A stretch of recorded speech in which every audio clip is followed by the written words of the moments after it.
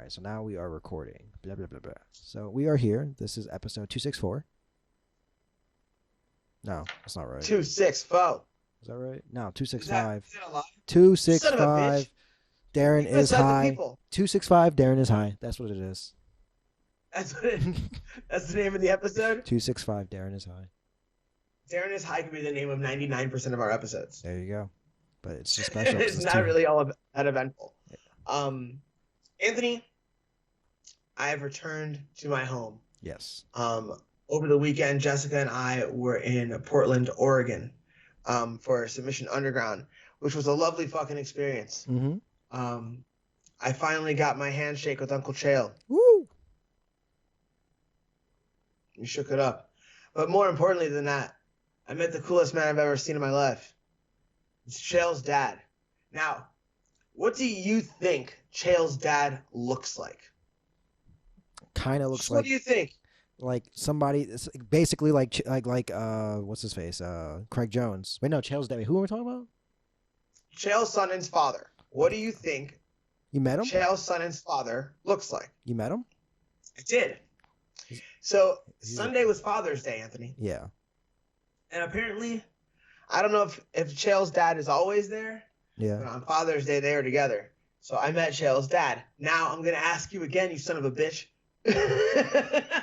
That's why I asked that question. Describe what Marcellus Wallace looks like. No, what do you think Chael's son and father would look like? I feel like this is a trick question because I feel like his dad is dead. No, I Oh. met the man. Oh, I swear I thought he was. I thought his dad was dead. This is not a work. Okay. I'm asking you to imagine what his dad looks like because I want you to feel what I felt. This is the theme of today's podcast anyway. I'm trying to get you to feel I can't feel.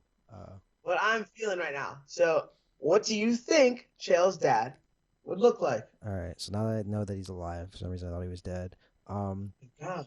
He's like, I feel like he's just a silver-haired Chael, where he's just a little bit like he's kind of like a little bit kind of beefed up, but like not like not like I can't imagine being a hunched over man. I could see him being like kind of like a guy who still mows his own lawn, like kind of does his own stuff still, not relying on people.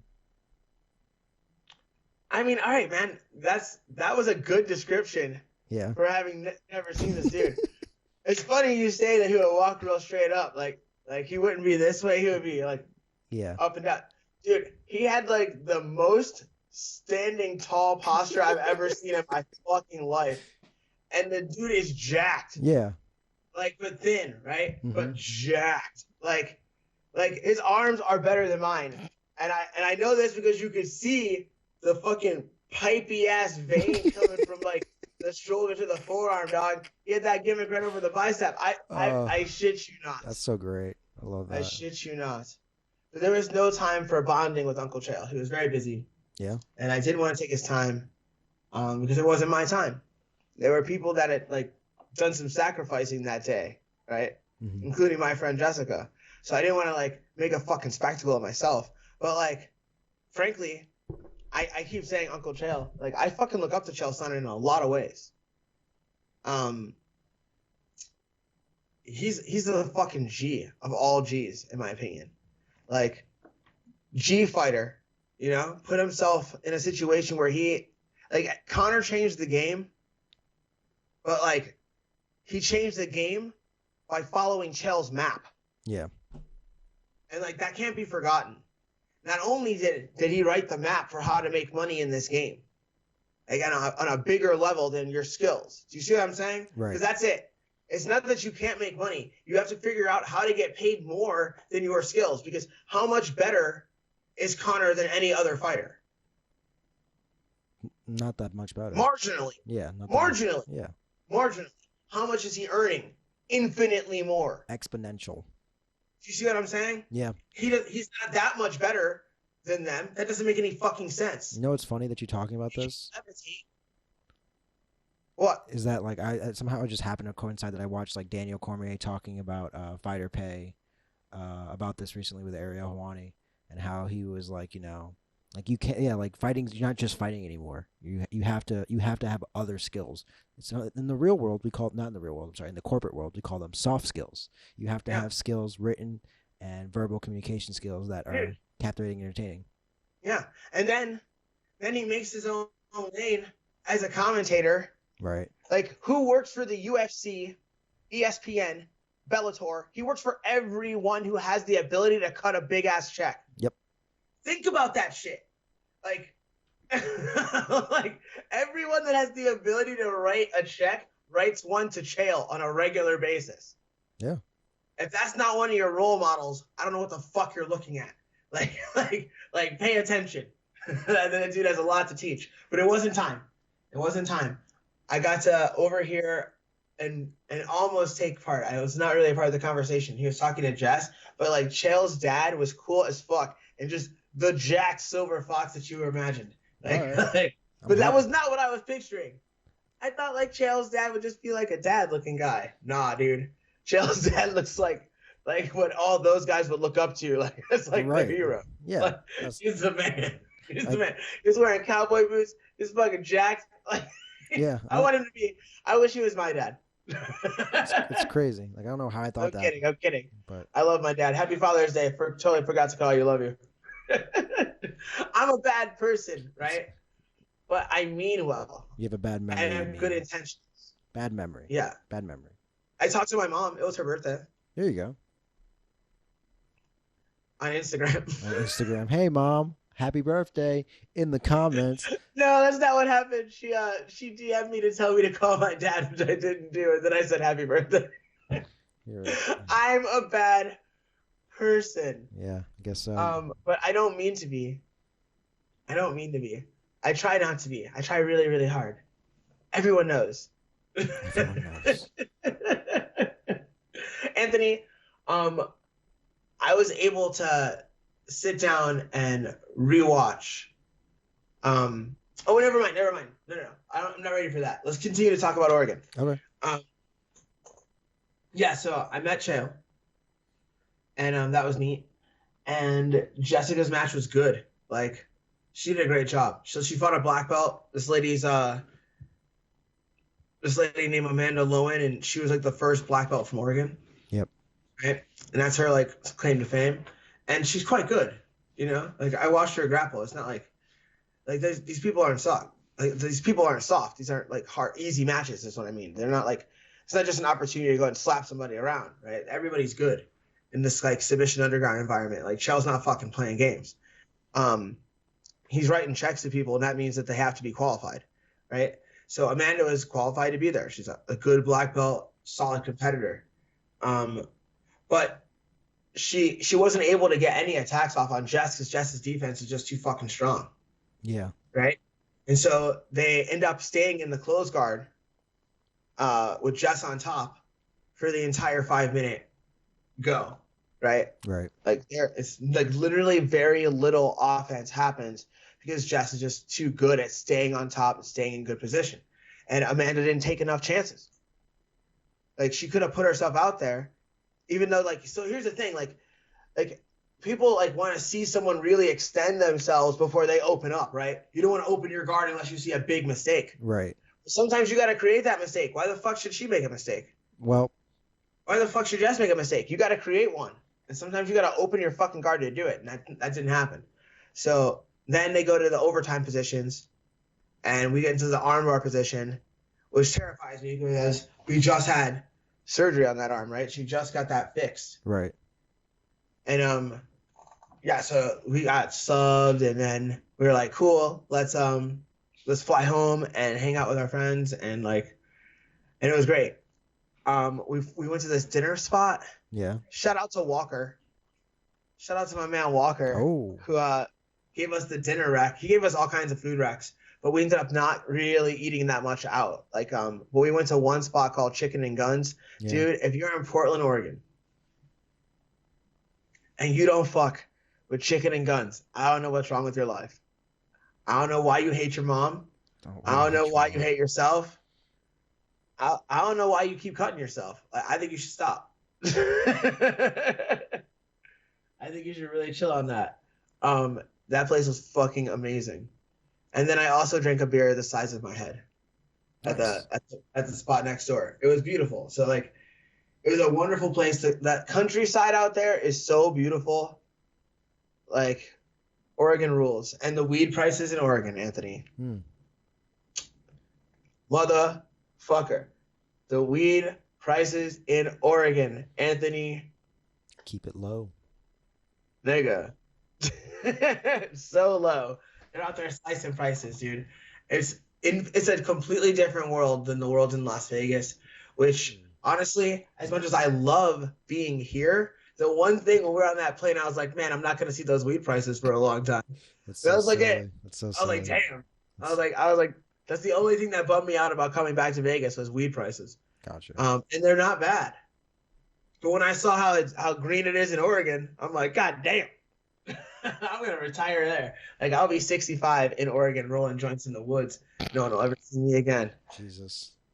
Shit. So silly. If it stays like that, but we'll see what happens when I'm 65.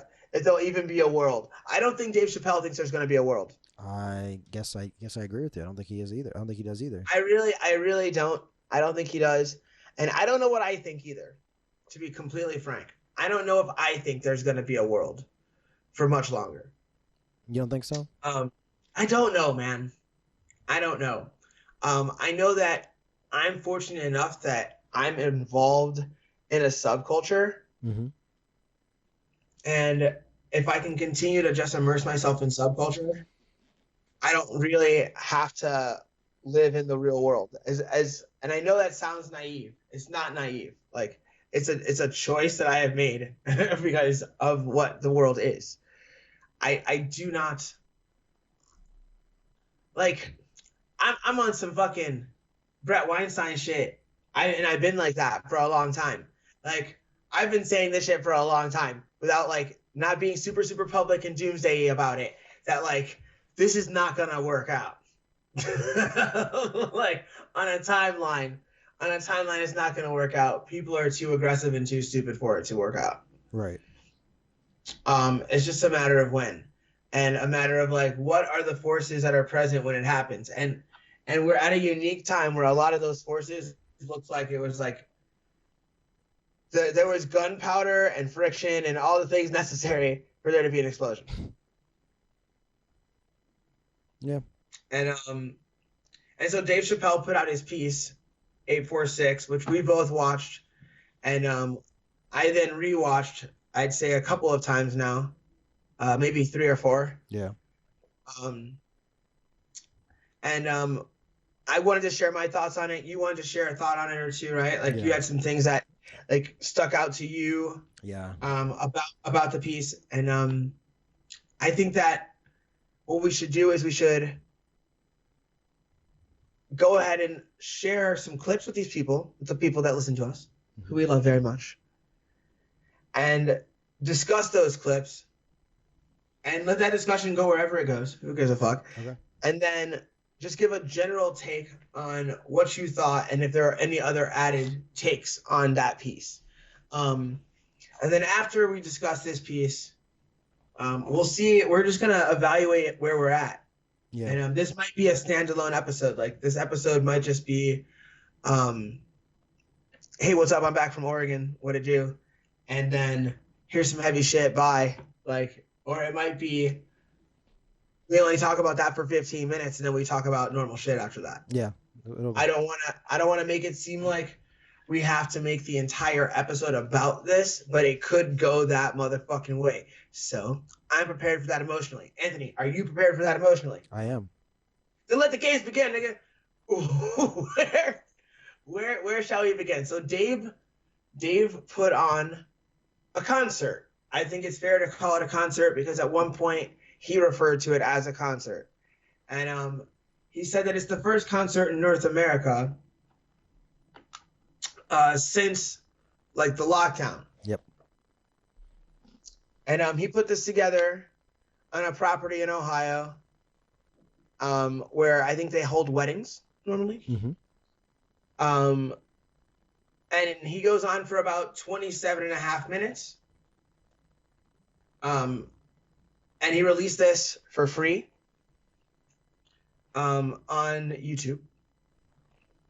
And I suggest people watch it. And it's not because like you need to agree with this. I think that anytime that an artist of significance puts out a piece for free that is accessible to you, you should check it the fuck out and see what you think about it. So it's not like I endorse this. No, I endorse its existence. But at the same time, I would say right now publicly, I do endorse this. I don't agree with everything he says. Right. And we're gonna discuss that. But I do endorse this. Like, I fuck with Dave Chappelle the long way. I don't have to agree with him, but I'm really glad that this is in the world. Yeah. And yeah, let us start with the first clip. So in the first clip that I want to share with you guys, there are notes involved, you know. Yep. Got my double notes up, ready to go. In the first clip, Dave is gonna discuss what he thinks is like the role of celebrities during this time of like, and it's like he's talking about the George Floyd murder, killing, death. Like, you can choose your own word based on your own morality. I'm not gonna show all my cards yet. We're gonna get into it, right? And he's saying, like, what is the role of a celebrity in this time? And it's kind of sparked because he was going on about Don Lemon, saying, where are all the celebrity voices? And he's like, let me give you my take, Don Lemon. And he motherfucked him a little bit too. Yeah. But let's hear Dave on celebrity in the time of the George Floyd protest. As a celebrity, answer me. Do you want to see a celebrity right now? Do we give a fuck what Ja Rule thinks? Does it matter about celebrity? No. This is the streets talking for themselves. They don't need me right now. I kept my mouth shut. And I'll still keep my mouth shut. But don't think that my silence is complicit of all the shit these niggas are saying, trying to get everyone to sing these fucking songs. I know all these songs. I was raised on these songs. Why would anyone care? Okay, so that was from 8:19 to 8:55. All right, so if you're playing at home, you'll know that we're not doctoring these. We're not like playing them in a way that benefits what we want to say. We didn't like re-edit this shit. You know what I'm saying? Yeah. This is the uncut real shit. The uncut true shit, like that good cocaine, you know? Like that good blow. So I think it's significant that he's talking about like how he doesn't believe there is a place for celebrities to speak on this. Right. Right. And what he says is like the streets are already talking. And I think that you could hear that in a number of different ways. Right.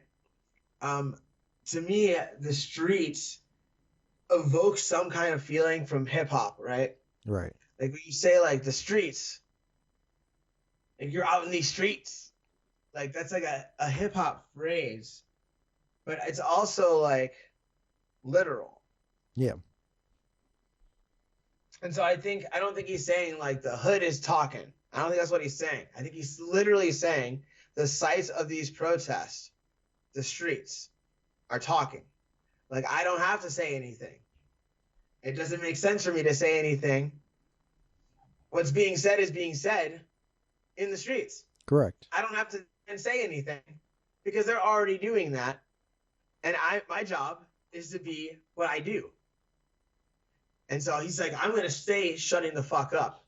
Like, this is like, he doesn't consider what he's doing right now talking, because he's not at a protest saying Black Lives Matter, free these people, and all these people need to do this and telling people what they need to do. That's not what he's doing in this piece. Right.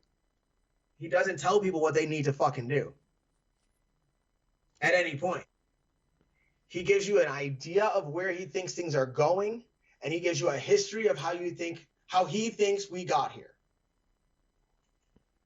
Okay. But he doesn't suggest what the fuck anybody should do, right? Which is why I think it's a responsible piece, which is why I like it. I agree with that. If he was like, well, this is what everybody needs to do, I can't believe everybody's so fucking stupid that they don't see what's right. Then I'd be like, who the fuck? What happened to Dave Chappelle? Right. But But he's like he giving doesn't do that. suggestions. He doesn't fucking do that. He's giving his opinion on how he thinks we got here. But like what he really gets to, I think it talks about his own upbringing in a nutshell. He says, "I was raised on these songs." Like that line to me is one of the most significant things he says in the entire goddamn 27 minutes. I was raised on these songs to me brings out feelings of things like do you know the Black National Anthem? Nope. Do you know how many black people don't know that there is a national anthem for black people? Millions. So like I was raised on those songs too. Right? Like and then other songs like those songs. Like people like to use words like ally now. Like but to me that's like hidden language. Like if I say ally, that means I'm super woke and shit, right? Right. Like I'm not gonna say ally. You're not gonna trick me into joining your little fucking club. I don't want to be in your club. Fuck yourself. However, I was raised on those songs too, and I was raised on songs by people that weren't black either, like Bob Dylan songs, like The Death of Emmett Till. I was raised on those songs. I was raised on Woody Guthrie songs. Woody Guthrie had a guitar that said, "This machine kills fascists." Like, I was raised on those songs too. That's what he's fucking talking about. He's talking about those real protest songs. Right. He's talking about songs from, like, the fucking church. He's not saying, like celebrities sharing videos about how, like, they denounce their white privilege and shit. He's not talking about the songs that these motherfuckers sing. So, like, I thought that was a very deep moment. I was raised on those songs. Like, how dare you ask me to talk? Like, when was the last time Don Lemon sang "Lift Every Voice"? Get the fuck out of here! Like, don't try to call people out on their lack of wokeness. You know, like at least you're not in arm's length. You know, I can't touch your face, so I can't slap you with the back of my hand, but I would. Right. Like. And Like if somebody was like, "I can't believe Darren doesn't have the same opinion as everybody else on this," I'll slap the fucking shit out of you. First of all, you don't know my opinion. You don't know it. Like even if you think you know it, even if you know a piece of it, you don't know it. You don't know why I think the way I think. You'll know a little bit more later. yeah. By the end of this podcast, you'll know more. No more. For sure. Okay. I will reveal how I really feel about this shit. Because it's complicated. It is very complicated. And nobody wants to make it complicated. No, that you have to make it complicated. That's the only way It's this complicated works. as fuck. The only way this It's works. complicated as fuck. It's so messy. Yes. It's so messy. And I don't know if it can be fixed.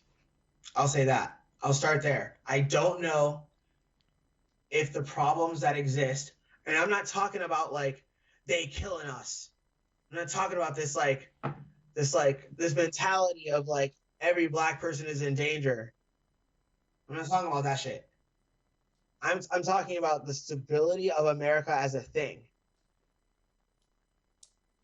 I think it's fragile. I think we've realized that it is fragile recently through lockdowns, and maybe there'll be more lockdowns.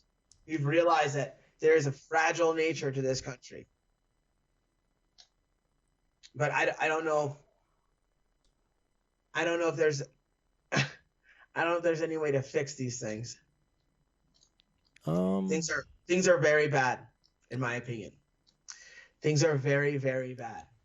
I think things are very, very bad for black people in America. Yeah. And not just because of like, oh, it's because look, like things were set in motion for people to be where they are a long time ago, but that doesn't mean that motherfuckers had to go.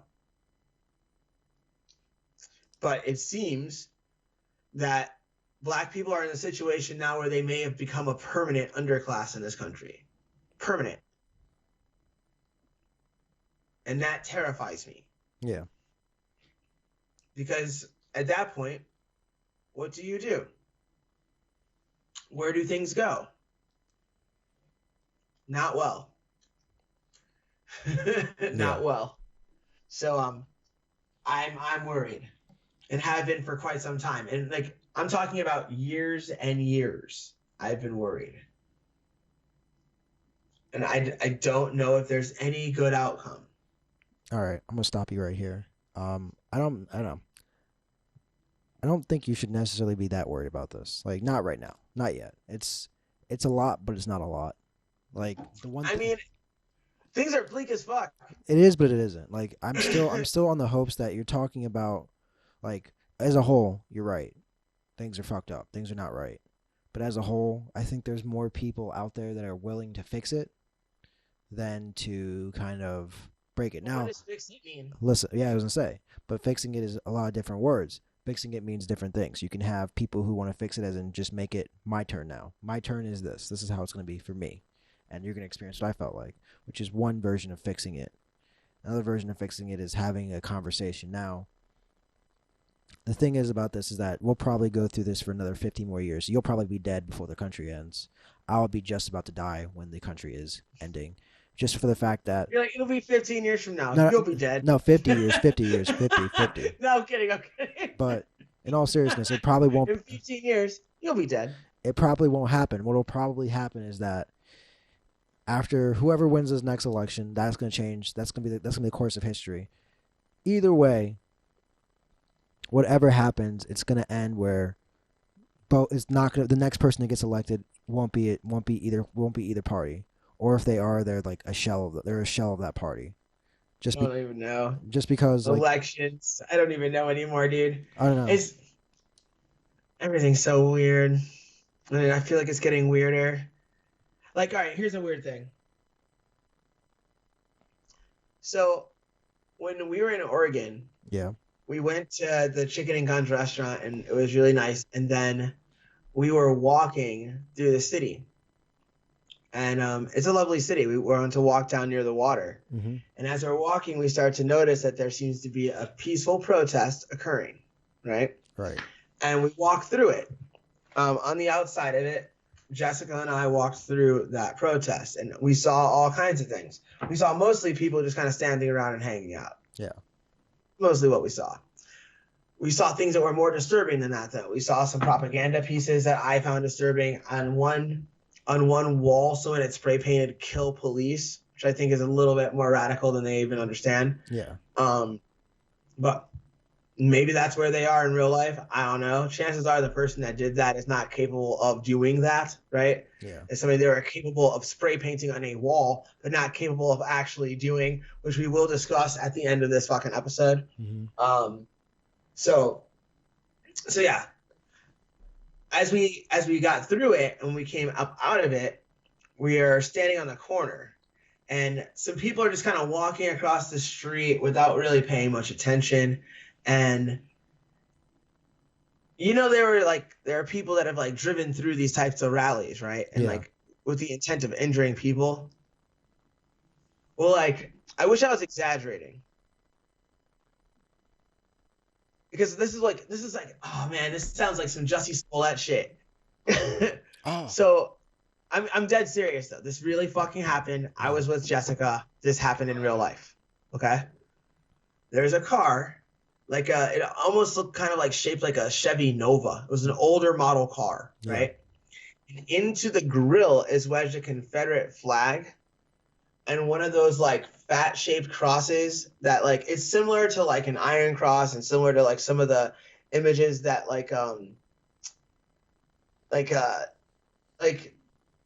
it's an image that is associated with a lot of white supremacist groups. Right.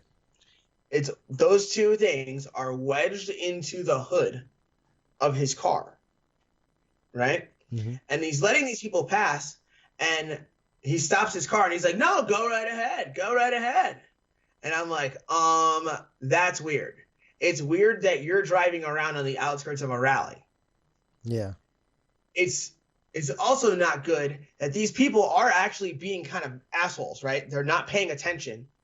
And they're just assuming that they can walk across the street whatever the fuck they want, right? So now you have that moment of like righteous anger and shit. Mm-hmm. And he's like, his head's out the window and he's like, "No, go ahead, go ahead." And me and Jess are standing there, and both of us get that weird feeling like, do we need to cross the street at all?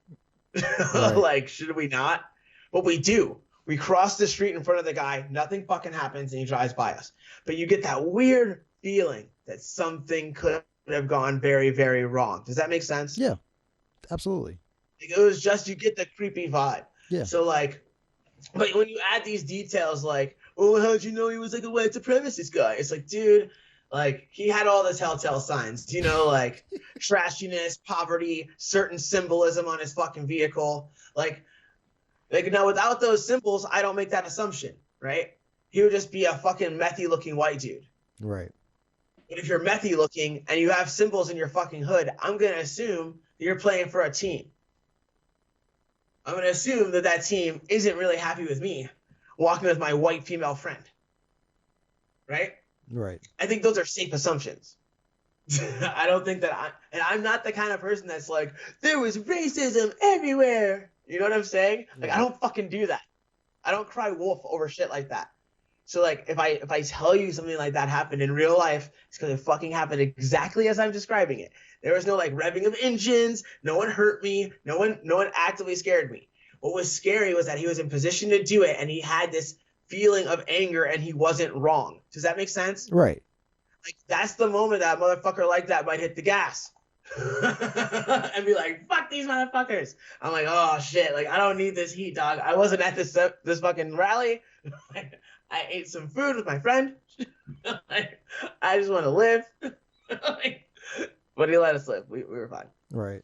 But yeah, it was a sketchy vibe. But yes, all right. So yeah, he opens up essentially like the conversation there at like, I was raised on these songs. He's talking about why he didn't talk, like why Chappelle didn't say anything initially. Right. And he's like, it's not my place to fucking talk. The streets are talking. And that's what the streets were doing.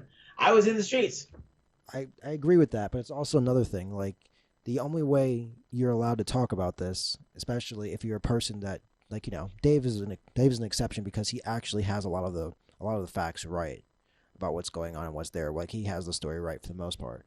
But one of the things is that he can't really technically talk about it unless they ask him to. Is that you need to do it in your medium. He's lucky. You have a medium where you're allowed to emote it, and nobody can judge you for that because that's what that medium's for. So for like same thing with music, you're allowed to make your music and emote how you're feeling, and it's not like, hey, you're doing XYZ. That's because those are real art forms. The Right. rest of everything else is fake as fuck. That's why you don't get to express yourself like about things that you like, no. Yeah. Yeah. If you're not either well read or intellectual about it, nobody really wants to hear your opinion on Twitter, Facebook, Instagram, because like, what do you do again? Oh, But he did say why he thinks people wanted to hear from him. And I think he's right. He said every institution that we listen to, that we're forced to listen to, lies to us. Yeah. And that's such a funny thing, right? We all just kind of say, yeah, we assume like, yeah, just like your parents do when you're a baby. Mm-hmm. And for much the same reason. It's better for you to follow than to understand. It's not necessarily lies based on some kind of like true effort to deceive you in some nefarious way. It's for fucking ease. It's because it's easier to do. Like, I will lie to you and tell you this so that you do that, which will make everything work. But if I have to explain to you what you have to do, everything could go fucking haywire. So I'm just going to lie to you. But Dave is going to tell you his version of the truth. Yeah. He's not going to lie to you, and that's why you want to hear him talk. And I think that's exactly right. That's exactly right. That's exactly why I wanted to hear him talk. Same. I knew he wasn't going to fucking lie to me. I didn't think he was going to be right about everything, and I don't think he is. But I knew he wouldn't fucking lie to me. He would give me his version of the truth, which is all you can ask from anyone. You know? That's all you can ask from anyone. Now, here's where things start to get fucking sketchy. For me. In terms of like how I feel about the piece. Yeah. I found his tone when he's talking about the Chris Dorner story disturbing. Now, that doesn't mean that it's bad. Right. I'm a fan of disturbing things. But look at that. Look at the frame right now that we're looking at, Anthony. Yeah. Does that remind you of The Grinch? Yeah. because it reminds me of the Grinch. And when I wasn't even looking at the screen, I was thinking to myself that the way he was telling the story reminded me of a creepy version of like a fairy tale. Like he was telling like it reminded me of the Grinch. And then I looked at him and he looked like the Grinch. And I was like, maybe he's aware of this. Maybe this is working together. Yeah. Because he tells it initially like, and then, Right. and he tells it in the rhythm of a fairy tale, which is deeply fucking unsettling, but really effective. So shout out to him. So in clip 2, he tells the end of the Chris Dorner story, and then connects it to the reaction that people are having to George Floyd. Yep. So let's play that. So this was at 14:01, and we'll stop at 14:45. They found him. Big Bear. He was hiding in a cabin. When they figured out what this nigga was, no less than 400 police officers showed up and answered the call. And boy, let me tell you something. They Swiss cheese this nigga. He is as dead could be. He is done. And you know why 400 cops showed up? Because one of their own was murdered. So how the fuck can they understand what's going on in these streets? We saw ourselves like you see yourself.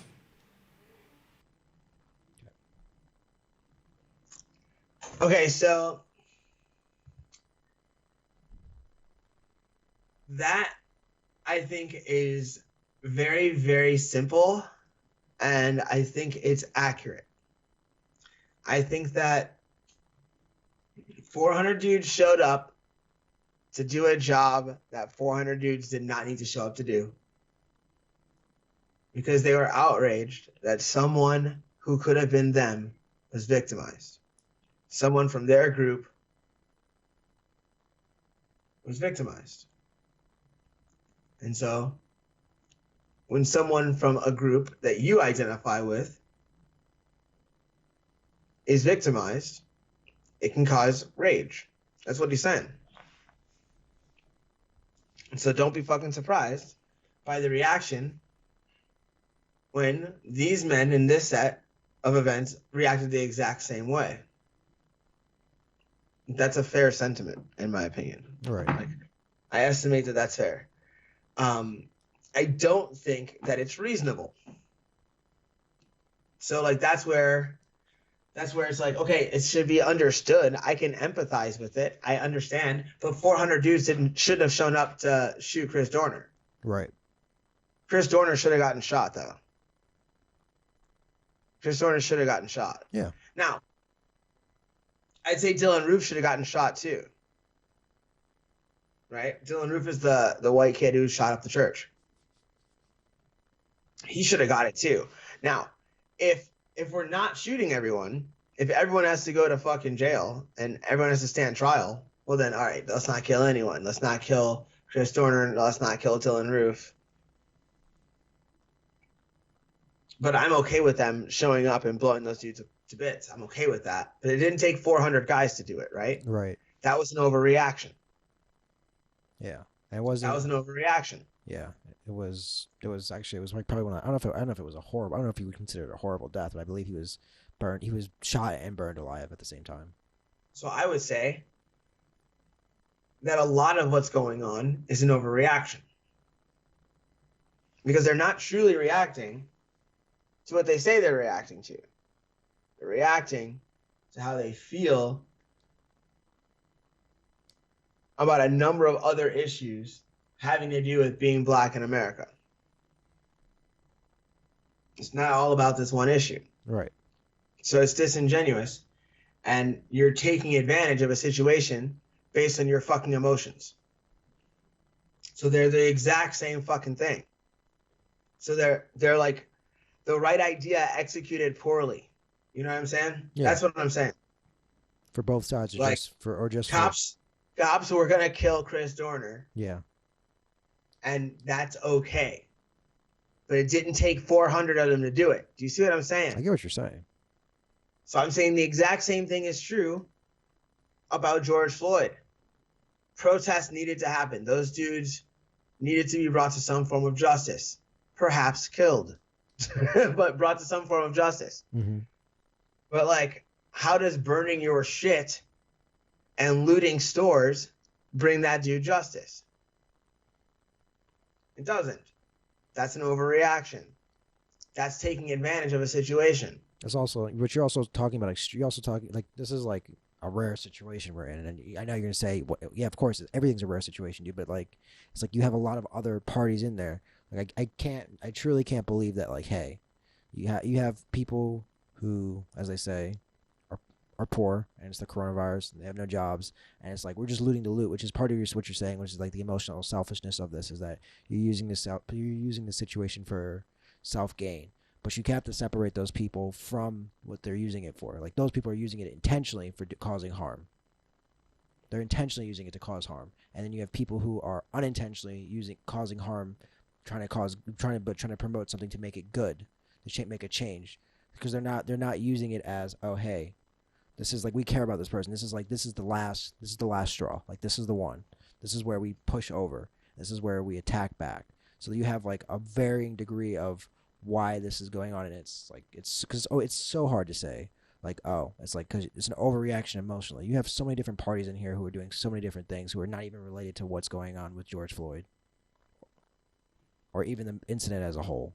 That's all I'm saying. Yeah, people are taking a moment to draw attention to their own causes. So that's that. But I do think there's some truth in that, and that might shine some light on people, shine some light on how this can happen for people that don't understand that idea. Like, they're reacting like them.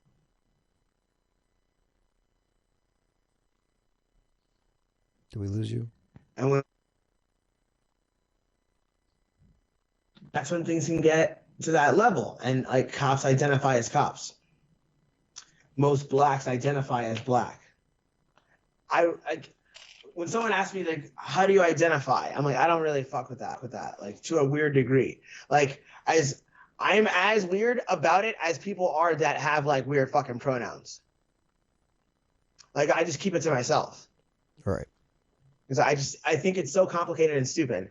It's like, if I really had to describe myself, and I've just been playing around with this phrase, and I may have said it to you, I would describe myself as an it that is aware that it is a black man.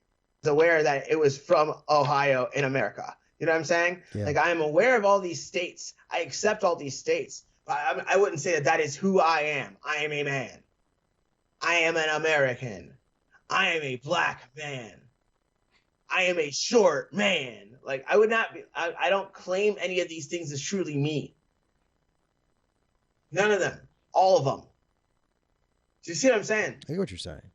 But if I was like, I am a black man, if that is something that you say with bass in your voice, because it's something that is extraordinarily important to you, not just something that you are aware of, right? That is something that you define yourself as and are like proud of, whatever the fuck that means, then there's no way that you could watch something like that happen and not feel like setting everything on fire.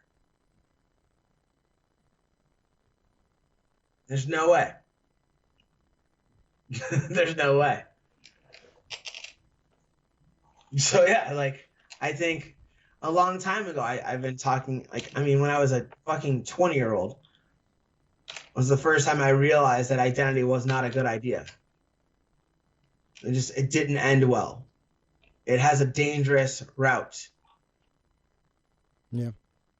It's dangerous. And I just wanted to drop it, that entire fucking idea of it. Like, if I could undo one thing, we're not fucking smart enough to deal with it. We're not smart enough to deal with identity. We're not smart enough. I don't know why, but we're not. We'd be better off just dropping the entire fucking idea. Just put it down. It's the same way, like, when you're at a fucking old black lady's house and she tells you to stay the fuck out of grown folks' conversations. Like, that's how we should treat identity. You should just stay the fuck out of that conversation because you ain't grown. Like it's too much. It's too complicated and it's gonna kill everyone. Oh well, that's what I think, Anthony. Yeah. That's why I just do fucking jujitsu. That's why I don't go to fucking protests. That's why I don't fucking watch the news. Because for a long fucking time, for over a decade, I've thought we're fucked. That's why. That's why I don't pay attention. Because I don't want to know when the meteor is coming. I don't want to fucking know. I don't want to sit with everybody else cowering and scared as it comes. I'd rather just die. I'd rather just die. Like, and I'm not optimistic, bro. Yeah. Never have been. Never have been. I think you'll be dead before, like I said, before the world. That's so nice. Just, Anthony, I love you, bro. You're like, Yeah. oh, don't worry, bro. You'll be dead before that. I'm like, oh, that's great. yeah. Thanks, bro.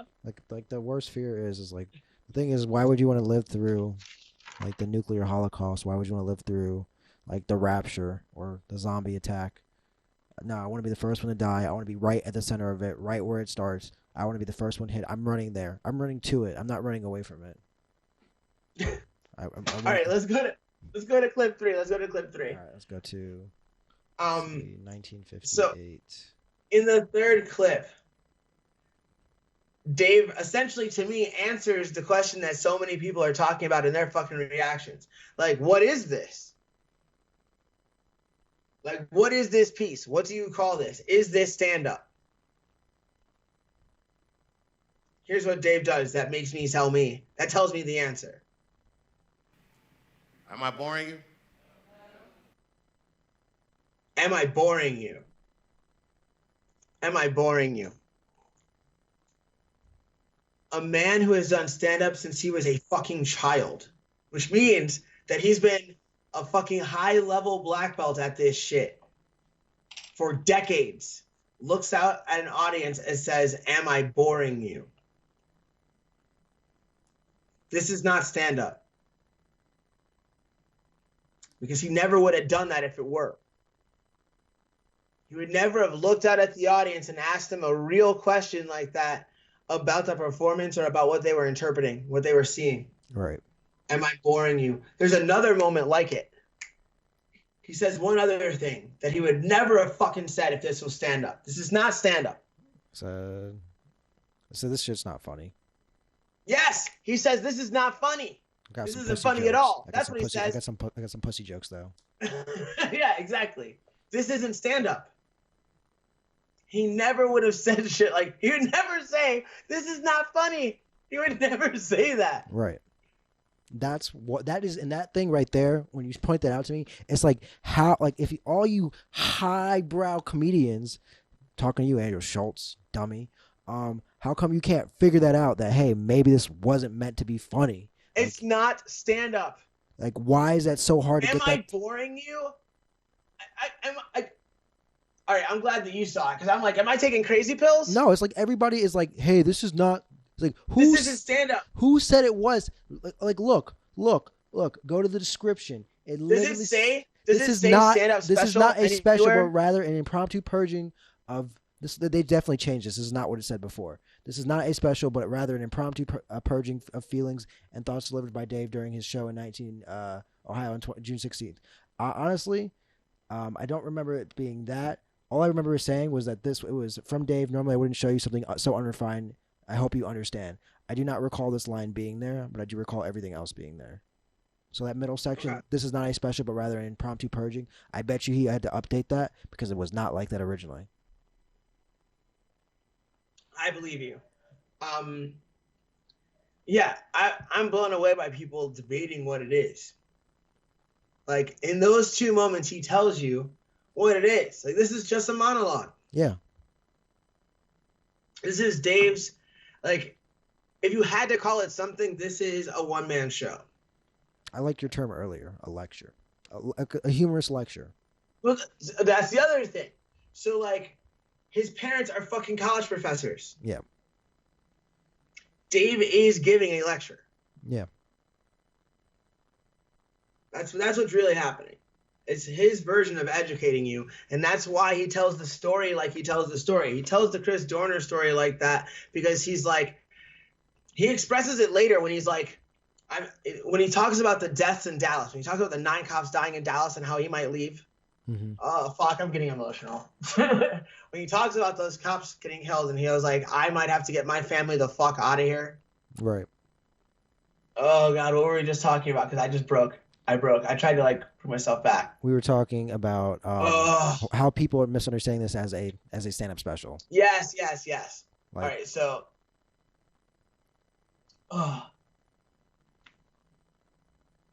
So it's obviously not a stand-up special. yeah, Oh, fuck. Just lost the connection I was trying to make. but it's a lecture. It is a lecture. Oh, fuck. Okay. So he tells that Chris Dorner story to us like the Grinch, right? I just realized this. Yeah. He's telling that story to us like we're fucking shit. This is what made me fucking cry. It's gonna make me cry again. I think he probably gave up too, man. Yeah. Oh, shit. Dude, okay, so I think he's talking to us like we're children because he is educating us. And he's educating us like we're fucking children because he said he's sick of having to talk to people about something that should be so fucking obvious. Yeah. And that's why he takes that tone. And, like, people aren't going to get everything. They're not going to get everything. But, like, that's what's going on there. Right. It sucks. I kind of just broke my heart a little bit. Yeah. Well, yep. This next part's going to break your heart. I know. Let's go. Let's go for it. Let's see. 2102. So this will be the section where he starts connecting all the deaths of all the police officers. Yes. After all the deaths after the majority of all the deaths. Well, let's say deaths. We're talking about cops that were murdered, cops that were shot. Right. So like, and like not like in a shooting. Right. Like in a murder. Dudes that were just like randomly assassinated because they were police. Right. So murders that happened after he goes through the whole chain of events talking about all the shootings that have happened in the past couple of years. And this is a part that starts at 2102. A black man that served in our military. What are they doing? Why would our guys do that? Black people from the military? Because they believe, just like they did when they were joining the fucking military, that they were fighting acts of terror. These are our people. So, stop, 2122. So I'm going to take this one. When I first saw that clip, the first thing I thought immediately was not only my brother, but also your brother, because not only was when he made that connection that, you know, black military people are the ones who are going after these cops, that's, you know, killing them because they're seeing them as terrorists to citizens of America. Now, I understand the reference. I understand what he's trying to say. But at the same time, that just makes me so sad because I am so terrified how people are going to take those words and twist them up and put people that, you know, you and I both would never want to see, never want to go to their funerals from anything other than natural causes. It's like because I think about your brother immediately. That was the first person I thought about immediately. Where it's not much of a stretch. It's not much of a stretch to put him in that situation. It's not much. It's not much of a stretch to have my brother kill a bunch of policemen. Right, and it's not much of a stretch, but to even have. I know, I get what you're saying, but that's what I'm saying. I know that's the extreme version of it. Let's be very clear here because it hasn't happened yet. I think that's a reasonable possibility. I agree with you, but fine. I think it's even money. I wish I was kidding. See, like that's another thing. I don't think people understand the gravity of that shit either. Like I wish I was fucking kidding. So like, all right, so Black Lives Matter is a radical organization that wants police to be abolished. Right. There was another radical organization before Black Lives Matter called October 22nd. Its national president was my brother. So like, I've been known about this shit before it had the names that everybody's familiar with.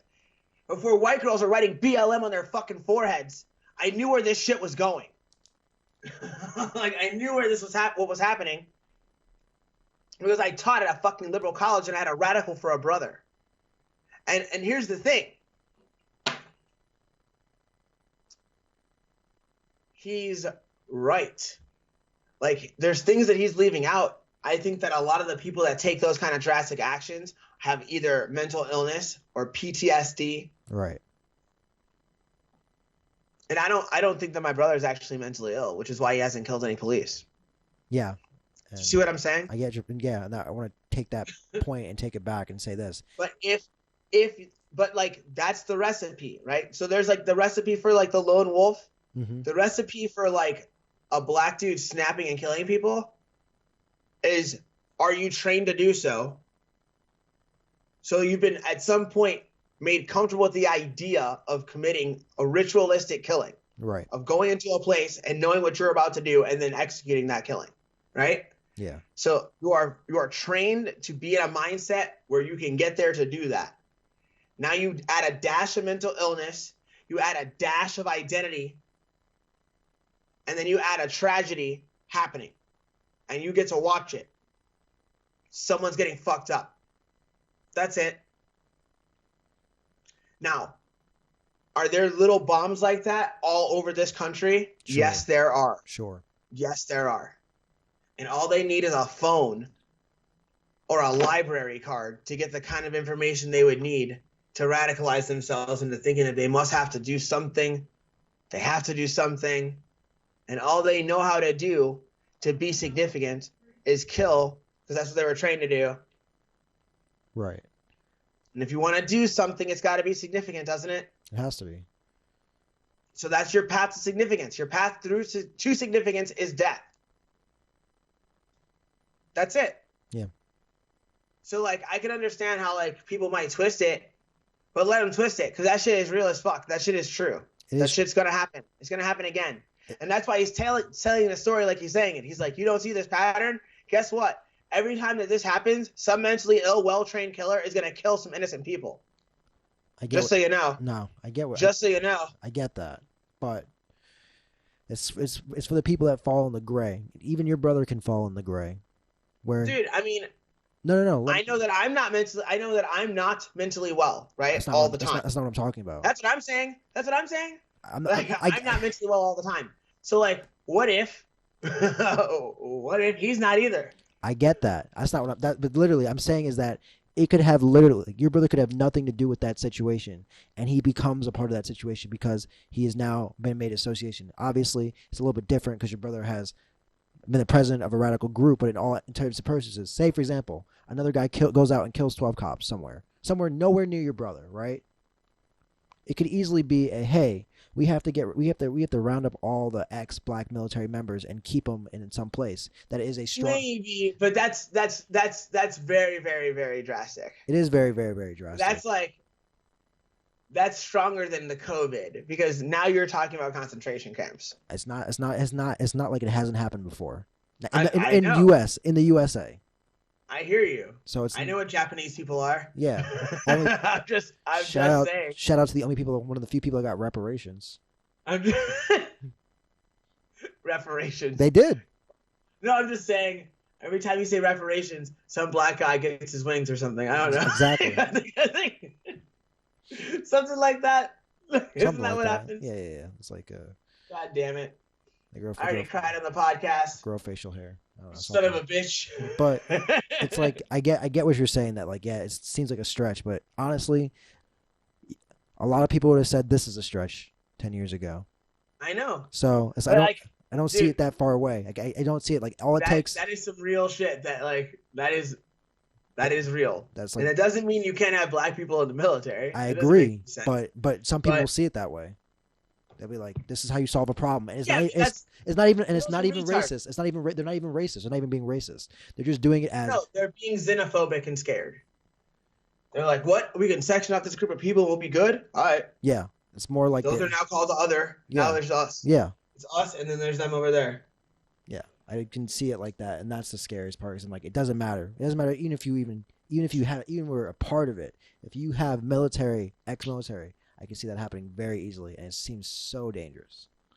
Even you, I took it to a dark place. I Like ain't scared about that. I I took don't think we're gonna have concentration camps, but I took it I to a do think there's gonna be more deaths like that. I think there's gonna be more people who look like that, who have that resume I described, who take similar actions. Um, I don't fuck with the world because I don't like it, Anthony. I don't like this world. Like there's a this is gonna make me feel a lot better because it's light. yeah. There's an episode of Buffy Mm-hmm.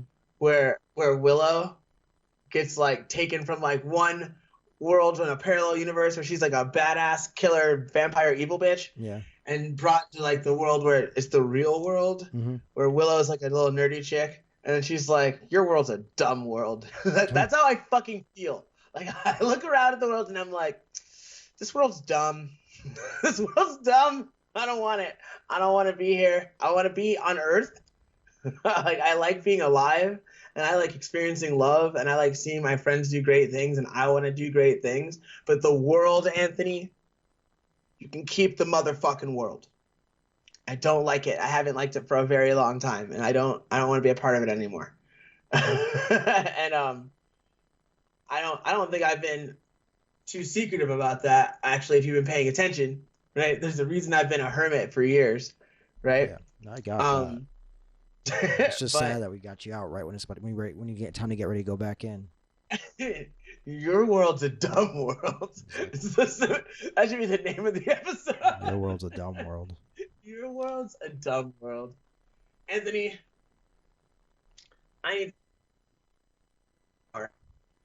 I feel dirty after crying on the internet. This is the second time I've cried in a public way today.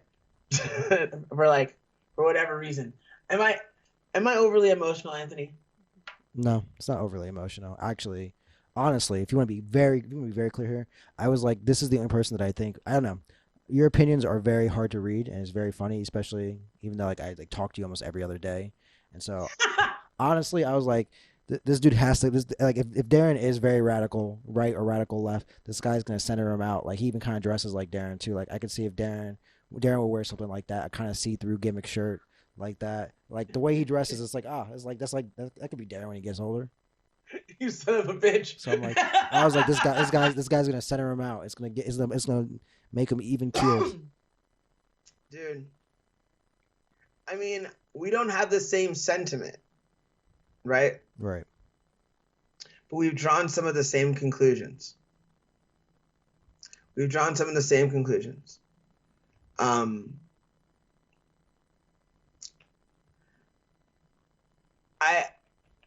I'm not worried because I wasn't worried before. But I'm not optimistic. I'm not. Yeah. But at the same time, it's like I behave as if I am. Yeah. So like, all right, so today I was with somebody and she was like, "You're really nice to everyone. Like you're always so polite." And I was like, "Yeah." And she was like, "You're a nice person." And I was like, "No. No. That's not why. I'm not polite because I'm nice. I'm polite because I think everything fucking sucks. That's why. So I'm nice to people because I assume that they are aware that the worst thing has happened. That they are here and they can't do anything about it. And they don't know why they're here. And it's scary and it's going to hurt. And then it's going to be over. And they don't know what's going to happen after that. Or if anything happens at all. And all of that's terrible. All of that's fucking shitty. And because that's shitty, I'm nice to you. I don't want to make it any fucking worse on you. That's why I'm polite. It's not because I'm nice. It's not because I'm fucking nice. It's because I did a math problem a long time ago. And when I finished that math problem, I didn't like the fucking answer. I looked at the sum and it was like, and I was like, fuck. Fuck. Well, I don't want anyone to have my blood all over them. So I'm going to try my best not to bleed on everybody. So when I smile at you in the street, it's not because I'm nice. It's because everything sucks. So I shouldn't. Anthony, Yes. this is goodbye for real, dude. I'll talk to you later. I love you, bro. I'll talk to you soon. All right. I'll see you. Peace. Peace.